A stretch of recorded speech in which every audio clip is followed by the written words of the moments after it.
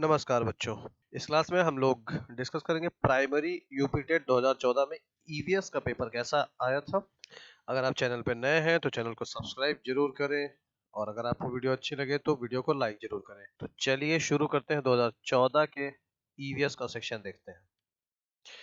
पहला क्वेश्चन है, वायुदाब नापने वाला यंत्र किस नाम से जाना जाता है? तो आंसर हो जाएगा बच्चों बैरोमीटर। इसके पहले सीस्मोग्राफ 2015 में पूछा गया था। सीस्मोग्राफ बच्चों भूकंप की तीव्रता के लिए होता है। थर्मामीटर वो किसके लिए होता है बच्चों? तापमान के लिए होता है। हाइग्रोमीटर जो है वो आर्द्रता या यूं कह लें कि वायुमंडल में जल वाष्प की मात्रा है उसके लिए होता है। बीटी कपास है बच्चों, बीटी कपास जो होता है वो जीन के हेरफेर से बनाया जाता है। ऐसी फसलों को जीएम फसलें यानी कि जेनेटिकली मॉडिफाइड फसलें कहते हैं। इससे क्या होता है कि ये जो केमिकल पेस्टिसाइड डालने की आवश्यकता आपको नहीं पड़ती है। प्लांट्स में केमिकल पेस्टिसाइड पर डिपेंडेंसी निर्भरता कम हो जाती है। अगर देखा जाए तो बीटी के पास क्या हो गया बच्चों, एक ट्रांसजेनिक पौधा है। क्यों? क्योंकि जीन के हेरफेर से बनाया जाता है, ट्रांसजेनिक पौधा है। और आपसे अगर पूछता है कि भारत की एकमात्र अनुमत जीएम फसल कौन सी है, तो बीटी कपास ही उसका आंसर होगा। ये गुलाबी बोलवर्म इसमें होता है नामक कीट होता है जिससे ये बचाता है। ठीक है, अगला क्वेश्चन देखते हैं। कौन सा वायुमंडलीय प्रदूषक अम्लीय वर्षा का मुख्य कारण है? तो सल्फर डाइऑक्साइड इसका आंसर हो जाएगा। अम्लीय वर्षा का सबसे बड़ा मुख्य कारण जो होता है वो सल्फर डाइऑक्साइड होता है। निम्न में से कौन सर्वाधिक उत्पादक पारिस्थितिकी तंत्र है? तो सर्वाधिक उत्पादक पारिस्थितिकी तंत्र आपसे कभी भी पूछे तो उष्ण कटिबंधीय वर्षा वन होंगे बच्चों। उष्ण कटिबंधीय वर्षा वन के बारे में ये समझिए कि यहाँ पर 80% जैव विविधता होती है। 80% पूरे अर्थ का 80% जैव विविधता इन्हीं वनों में पाई जाती है। इसका सबसे बेहतरीन एग्जाम्पल है ब्राजील में पाए जाने वाले अमेजोन के जंगल, जिनको आप अमेजन के जंगल भी कहते हो। ऐसा मानते हैं कि यहाँ पर 50% पशुओं और पौधों की प्रजाति इन्हीं वनों में पाई जाती है। 50% प्रजातियां पाई जाती हैं। पूरी पृथ्वी पर मौजूद जितनी भी प्रजातियां हैं पौधों एवं जंतुओं की, उसकी 50% इन्हीं वनों में पाई जाती है। अगर आपसे पूछे सर्वाधिक जैव विविधता वाला क्षेत्र कौन सा है, तब भी आपका आंसर हो जाएगा ब्राजील या अमेजोन के जंगल हो जाएंगे। ठीक है बच्चों, बेहद इंपॉर्टेंट क्वेश्चन है, कम से कम दूसरी या तीसरी बार पूछा गया है। आगे देखते हैं, निम्नलिखित में से कौन सा रसायन आम पकाने में प्रयोग किया जाता है? तो आम पकाने में प्रयोग किया जाता है कैल्शियम कार्बाइड या CaC2 का। कौन सी बीमारी दूषित जल पीने से फैलती है? तो दूषित जल पीने से टाइफाइड फैलता है बच्चों। एनीमिया क्या है? ये एनीमिया होता है आयरन की कमी से होता है, शरीर में खून की कमी हो जाती है। एड्स एक विषाणु जनित है, आप जानते हो HIV होता है। और टिटनेस जो है वो जंग लगे हुए कील या ऐसे किसी चीज के लगने से होता है। आगे देखते हैं, निम्नलिखित में से कौन सी ग्रीन हाउस गैस नहीं है? तो कार्बन डाइऑक्साइड और N2O और मीथेन, ये सारी क्या है? ये सारी की सारी ग्रीन हाउस गैसेस है। सिर्फ कार्बन मोनोऑक्साइड जो है वो ग्रीन हाउस गैस नहीं होती है। इनमें से कौन द्विबीजपत्री पौधा है? तो जितने भी बीन्स होती हैं या फिर आप सरसों कह लो, ये सारे क्या होते हैं बच्चों? ये द्विबीजपत्री पौधे होते हैं।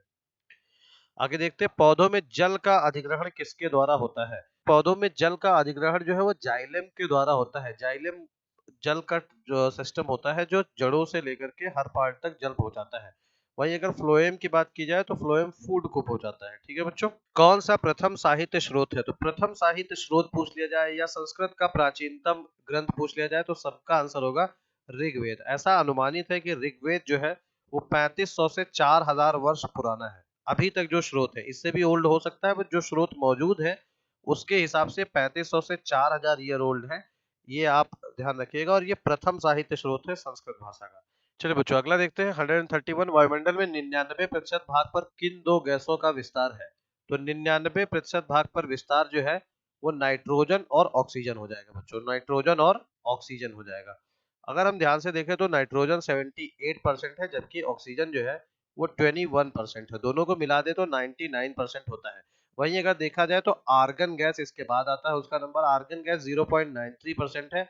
और CO2 की अगर हम बात करें तो CO2 0.03% है, या कहीं कहीं पर आपको 0.04% भी लिखा हुआ मिल सकता है। तो इसमें हमारा आंसर क्या हो जाएगा? ऑक्सीजन एवं नाइट्रोजन। पर्यावरण अध्ययन में शैक्षणिक भ्रमण का मूल उद्देश्य है। शैक्षणिक भ्रमण इसीलिए ऑर्गेनाइज कराए जाते हैं ताकि छात्रों के लिए प्रत्यक्ष अनुभव कर सके। इसको आप फर्स्ट हैंड एक्सपीरियंस भी कह सकते हो। भ्रमण करेंगे तो ऑब्वियस सी बात है कि फर्स्ट हैंड एक्सपीरियंस उनको हो चुकेगा। तो 132 का बी हो जाएगा। आगे देखते हैं 133, कार्यकीय रूप से शुष्क मिट्टी जो होती है उसकी क्या विशेषता है? तो बच्चों जो शुष्क मिट्टी होती है, नंबर एक तो लूज होती है, सूखे जैसे हालातों में जो मिट्टी होती है वैसी होती है, हल्की होती है, भुरभुरी होती है, और ये इसीलिए होती है क्योंकि इसमें मिट्टी में सॉल्ट कंसंट्रेशन यानी लवण सांद्रता बहुत हाई होती है। सतत और व्यापक मूल्यांकन जो है CCE, continuous and comprehension evaluation, ये सीबीएसई द्वारा शुरू किया गया था बच्चों। सीबीएसई द्वारा 2009 में शुरू किया गया था और 2017 में इसको खत्म कर दिया गया था। इसमें क्या होता था, एनुअल एग्जाम जो होते थे वो नहीं होते थे। एनुअल एग्जाम ऐसा गवर्नमेंट मानती थी, ऐसा शिक्षाविदों का मानना था कि एनुअल एग्जाम का काफी प्रेशर होता है बच्चों पर, वार्षिक परीक्षा का बहुत मनोवैज्ञानिक दबाव होता है। इसीलिए क्या किया था कि इसको पूरे वर्ष को 8 छोटे-छोटे और 2 बड़े टेस्ट में बांट दिया गया था। इसको सीसीई कहते थे या सतत और व्यापक मूल्यांकन कहते थे। अच्छा, जिस समय 2014 का ये पेपर, जब 2014 जब चल रहा होगा बच्चों, इसका मतलब है उस समय ये रहा होगा, इसीलिए ये क्वेश्चन आया होगा। अभी तो ये नहीं पूछेगा आप में। अभी फिर से क्या है, 2017 के बाद में फिर से गवर्नमेंट ने वार्षिक परीक्षा वाला कार्यक्रम शुरू कर दिया है। अब ये सीसीई नहीं होता है। तो सीसी का मुख्य उद्देश्य क्या था बच्चों? निरंतर मूल्यांकन होते रहने से शिक्षार्थियों में परीक्षा का अनावश्यक भय नहीं पैदा होता है। यही आंसर हो जाएगा हमारा। आगे देखते हैं, चरने वाले पशु वनस्पति को कैसे बदलते हैं? बीज प्रकीर्णन द्वारा। बीज प्रकीर्णन जो है वो चरने वाले पशुओं की वजह से नहीं होता है बच्चों, वो किसकी वजह से होगा? जैसे कीट पतंगे हैं या पक्षियों से हो सकता है। पर परागण भी इनके द्वारा नहीं होता है। चुनकर चरने से ये वनस्पति को बदल सकते हैं। सेलेक्टिव ग्रेजिंग जो होती है, अगर ये एक स्थान पे जैसे इन्होंने थोड़ा सा चरा फिर दूसरे स्थान पे गए थोड़ा सा चरा, तो क्या है, वनस्पति के जो डिस्ट्रीब्यूशन को वितरण को चेंज कर सकते हैं, ना कि बीज प्रकीर्णन द्वारा। अगर चरने वाले पशुओं के स्थान पे मान लीजिए दिया होता है कि कीट पतंगे जो होते हैं या पक्षी होते हैं, उनमें अगर होता तब हम मान सकते थे एक बार। निम्नलिखित में से कौन स्वस्थ अस्थियों के लिए आवश्यक होता है? बच्चों स्वस्थ अस्थियां मतलब मजबूत हड्डियों के लिए कैल्शियम और विटामिन डी बहुत जरूरी है। कैल्शियम और विटामिन डी जो है वो स्वस्थ हड्डियों के लिए इंपॉर्टेंट होता है। वहीं अगर अन्य ऑप्शंस पर नजर डालें तो विटामिन के जो होता है वो रक्त के थक्के बनने में सहायता करता है, इसीलिए रक्त का थक्का के लिए जरूरी है, विटामिन के हो जाएगा। वहीं दूसरी ओर विटामिन ई को ब्यूटी विटामिन कहते हैं, आप जानते हैं। ठीक है बच्चों, ब्यूटी विटामिन कहते हैं। और अगर बात की जाए विटामिन सी की, तो विटामिन सी की कमी से क्या हो जाता है बच्चों? स्कर्वी रोग हो जाता है, तो विटामिन सी उसके लिए जरूरी है। आगे बढ़ते हैं। भारत में हिमालय की सबसे ऊंची चोटी का नाम क्या है? तो भारत में अगर हम देखें तो ये हो जाएगा माउंट केटू। तो माउंट केटू भारत में सबसे बड़ी चोटी है। इसके अलावा माउंट केटू जो है वो काराकोरम पहाड़ी का हिस्सा है। बहुत सारे लोग कंफ्यूज होते हैं कि ये हिमालय की श्रेणी का हिस्सा है, नहीं, ये काराकोरम जो पर्वत श्रृंखला है उसका हिस्सा है। और as a matter of fact अगर देखा जाए बच्चों तो माउंट केटू जो है वो भारत में, जो भारत अधिकृत पार्ट है उसमें ये है भी नहीं। ये पाकिस्तान अधिकृत कश्मीर में गिलगिट बाल्टिस्तान के एरिया में है। पर चूंकि भारत गिलगिट बाल्टिस्तान को अपना हिस्सा मानता है, इसीलिए माउंट केटू को हम भारत की ऑफिशियल हाईएस्ट बोलेंगे। अगर भारत में मौजूद की जाए बात, तो वो माउंट कंचनजंगा हो जाएगा बच्चों। ठीक है, माउंट कंचनजंगा जो है वो हिमालय की श्रेणी में है। ये भारत और नेपाल के सीमा पर है, भारत और नेपाल के बॉर्डर पे। माउंट केटू की अगर ऊंचाई की बात करें तो 8,611 मीटर है बच्चों, 8,611 मीटर है। वहीं अगर विश्व में सबसे ऊंची की बात किया जाए तो माउंट एवरेस्ट हो जाएगा 8,849, 8,849, 8,848 पॉइंट समथिंग, ऐसे लोग बोलते हैं। अलग अलग जगह पर आपको अलग अलग मिलेगा। ठीक है, इसके अलावा माउंट कंचनजंगा जो है ये 8,586 मीटर लंबा है। माउंट धौलागिरी की अगर बात की जाए तो ये दुनिया की 7वीं सबसे 7th हाईएस्ट पीक है। माउंट धौलागिरी नेपाल में है। ठीक है बच्चों, तो ये सारा क्लियर हो गया आपका। आगे देखते हैं, प्राथमिक स्तर पर शिक्षण की खेल विधि आधारित है। शिक्षण की खेल विधि जो है वो one of the major principles है टीचिंग का, यानी ये शिक्षण विधि के सिद्धांत पर आधारित है। डी ऑप्शन हो जाएगा। आगे देखते हैं, वायुमंडल की सबसे निचली परत का क्या नाम है? तो सबसे निचली कौन सी हो जाएगी बच्चों? क्षोभ मंडल हो जाएगी। वही बात की जाए अगर ओजोन मंडल की, तो ओजोन मंडल जो है वो पाया जाता है समताप मंडल में ही पाया जाता है। समताप मंडल के बाद फिर आप आयन मंडल को बोलोगे, जो कि पाया जाता है ताप मंडल में। ठीक है, तो सबसे पहले क्षोभ मंडल होगा, फिर समताप मंडल, उसके बाद में आयन मंडल की हम बात करेंगे। विटामिन सी की कमी से होने वाली बीमारी का नाम क्या है? विटामिन सी की कमी से होने वाली बीमारी का नाम है स्कर्वी बच्चों। अन्य ऑप्शंस पर नजर डालते हैं। बेरी बेरी जो रोग होता है विटामिन बी की कमी से होता है। रतौंधी जो होता है वो विटामिन ए की कमी से होता है। और जो थकान या फटीग है वो कई सारी चीजों को हो जाएगा, विटामिन B12 भी हो जाएगा इसमें, और आपका आयरन की कमी से एनीमिया होता है, और एनीमिया मतलब अगर खून की कमी है आपकी बॉडी में तो क्या है, सफिशिएंट यानी कि पर्याप्त मात्रा में ऑक्सीजन आपकी बॉडी को नहीं मिल पाएगी, क्योंकि ऑक्सीजन को कैरी कौन करता है बॉडी में, ब्लड करता है। अगर ब्लड की कमी हो जाएगी तो मतलब आपको सफिशिएंट ऑक्सीजन नहीं मिलेगी, तो आपका सांस फूलना या थकान जैसा आपको महसूस होगा। 141 की बात की जाए, भारत की प्रथम महिला आईपीएस अफसर कौन है, तो किरण बेदी जी भारत की प्रथम महिला आईपीएस ऑफिसर है।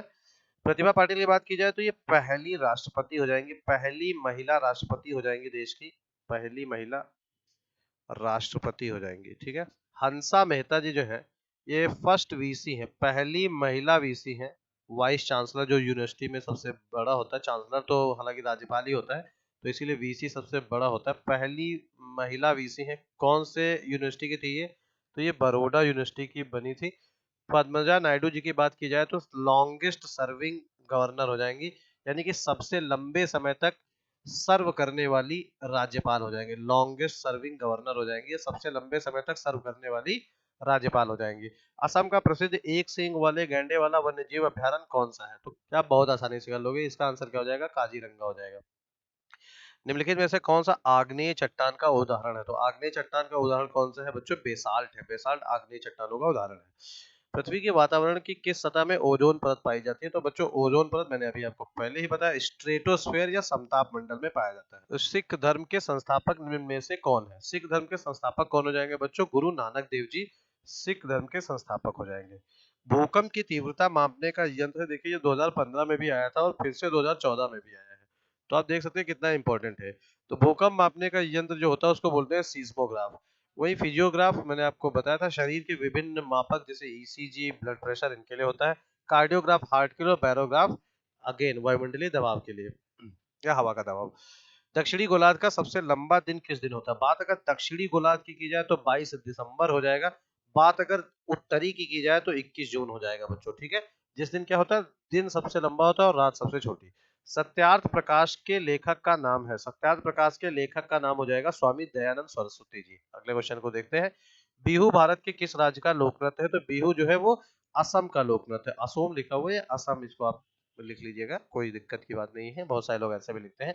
असम का है बिहू। वहीं अगर राजस्थान का सबसे प्रसिद्ध देखा जाए तो घूमर हो जाएगा। तमिलनाडु का भरतनाट्यम आप जानते हो, और उत्तर प्रदेश का हो जाएगा कथक। खाद्य श्रृंखला के परस्पर समूह को कहा जाता है, खाद्य श्रृंखला के परस्पर समूह को खाद्य जाल कहा जाता है या फूड वेब कहा जाता है, क्या कहा जाता है बच्चों, फूड वेब। तो ये रहा 2014 के ईवीएस का पेपर का सॉल्यूशन। अब आगे देखेंगे हम लोग 2013 के पेपर का सॉल्यूशन। ओके, तो सभी लोग मेहनत करते रहे भैया, एग्जाम्स वगैरह आपके लगे हुए हैं, हार्ड वर्क कीजिए, मिलते हैं अगली क्लास में, तब तक के लिए सभी लोग अपना ख्याल रखिए, बाय बाय।